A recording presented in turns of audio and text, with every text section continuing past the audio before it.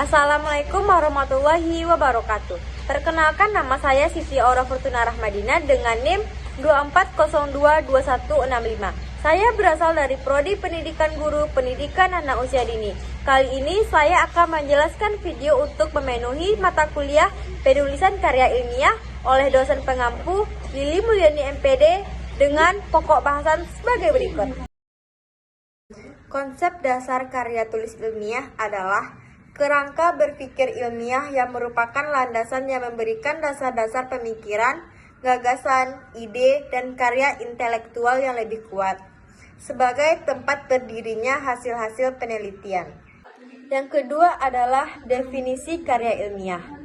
Menurut Zulmi Yetri, Nur Hastuti, Safarudin, karya ilmiah adalah laporan tertulis dan diterbitkan oleh seseorang atau sebuah tim dengan memenuhi kaidah dan etika keilmuan yang dilakukan dan ditaati oleh masyarakat keilmuan.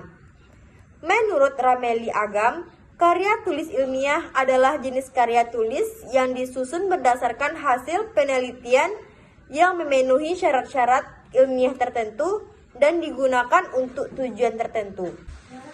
Secara umum, karya tulis ilmiah dapat dikatakan sebagai karya tulis ilmiah terbagi atas dua bagian, yaitu yang pertama, karya tulis berupa hasil penelitian, seperti skripsi, tesis, disertai artikel hasil penelitian, makalah hasil penelitian, dan laporan hasil penelitian lainnya.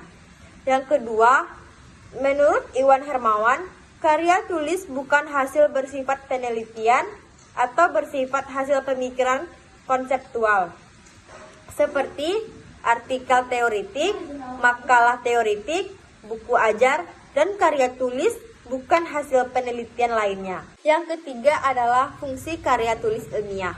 Yang pertama adalah penjelasan.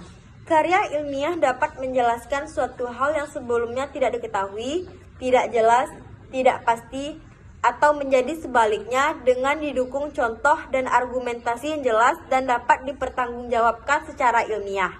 Yang kedua adalah prediksi.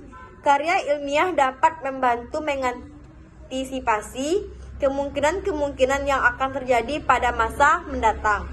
Prediksi yang dikemukakan bukan hanya berdasarkan intuisi, tetapi aspek rasional dengan perhitungan yang akurat untuk menemukan fakta yang dipakai merumuskan hipotesis dan menyusun instrumen penelitian. Yang ketiga adalah pengawasan. Karya ilmiah dapat berfungsi untuk mengontrol, mengawasi, dan mengoreksi benar tidaknya suatu pernyataan. Fungsi pengawasan ini ditemukan pada penelitian komparatif atau perbandingan. Yang keempat adalah tujuan penulisan karya ilmiah. 1. Sebagai wahana melatih mengungkapkan pemikiran atau hasil penelitiannya dalam bentuk tulisan ilmiah yang sistematis dan metodologi. 2. Menumbuhkan etos ilmiah di kalangan mahasiswa, sehingga tidak hanya menjadi konsumen ilmu pengetahuan, tetapi juga menjadi penghasil pemikiran dan karya tulis dalam bidang ilmu pengetahuan. Yang ketiga adalah menjadi wahana transformasi antara sekolah dengan masyarakat. Yang kelima adalah manfaat menulis karya ilmiah. Yang pertama adalah terlatih mengembangkan keterampilan membaca yang efektif. Yang kedua, memperluas cakrawala pengetahuan. Yang ketiga, terlatih mengembangkan hasil bacaan dari berbagai sumber, mengambil sarinya, dan mengembangkannya ke tingkat pemikiran yang lebih matang. Yang keempat, berkenalan dengan kegiatan perpustakaan.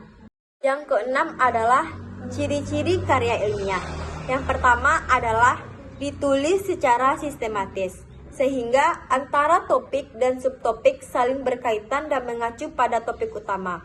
Yang kedua, ditulis berdasarkan penalaran yang logis, sehingga apa yang ditulis oleh penulis sesuai dengan akal sehat. Yang ketiga, tulisan didukung oleh data yang objektif, yaitu data yang teruji kebenarannya secara empiris. Yang keempat, argumen teori yang benar dan relevan.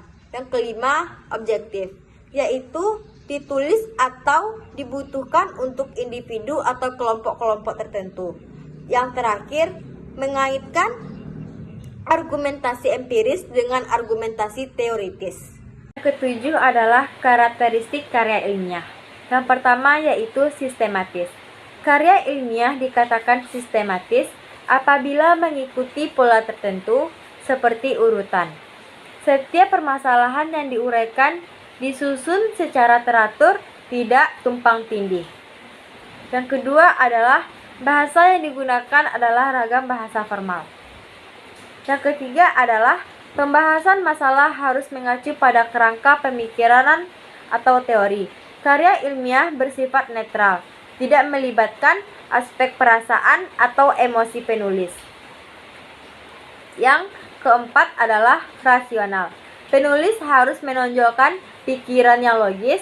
Karya tulis dikatakan logis apabila data, argumen, penjelasan yang dikemukakan diterima oleh akal. Dan yang terakhir adalah objektif.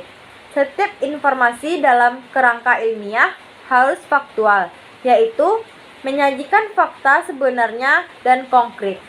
Dan yang terakhir adalah syarat-syarat karya ilmiah agar diakui dari sisi akademik maupun umum. Yang pertama yaitu mempunyai kompetensi pengetahuan dan konsep keilmuan sesuai bidang keahliannya. Yang kedua, memberikan penilaian yang objektif terhadap masalah yang sedang dikaji. Yang ketiga, mempunyai keberanian berkata jujur dalam mengungkapkan kebenaran. Yang keempat, mempunyai semangat dan rasa ingin tahu yang sangat tinggi. Sekian, terima kasih. Bye-bye.